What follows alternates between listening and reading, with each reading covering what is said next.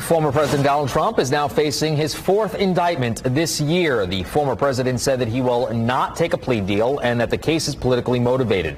The prosecutor, meanwhile, denied the charges that they are politically motivated and plans to propose a trial date within the next 6 months. Trump and the 18 other defendants have been given until noon next Friday to turn themselves in.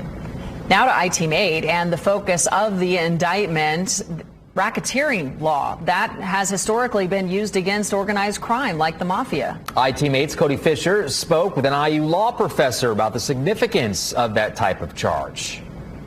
IU law professor Steve Sanders tells me that this is by far the most complicated case facing former President Donald Trump because it's focusing on racketeering law, more commonly known as RICO. It was originally sort of envisioned for prosecuting drug traffickers and mobsters and so forth, where doing one particular thing might not be illegal, but the pattern of conduct adds up to an illegal act. Professor Steve Sanders teaches law at Indiana University.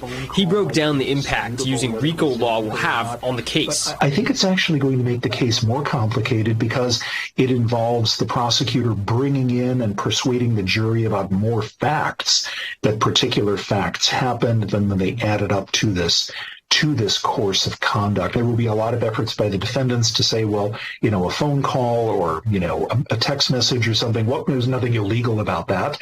And the prosecutor has to keep reminding the jury that it's not those isolated events, it's the whole pattern that it adds up to. Even though the RICO indictment by Georgia prosecutor Fani Willis clumps 19 defendants, including former President Trump, his attorney Rudy Giuliani, and former White House Chief of Staff Mark Meadows all together, a jury will be making verdicts individually. A jury could decide that this person, didn't actually do any of those things, or we're not convinced beyond a reasonable doubt that this particular person was involved in that enterprise. Sanders tells me that another complicating factor for this case is all of the other indictments that Trump is facing. He's eager to see the sequence of which case goes to trial first.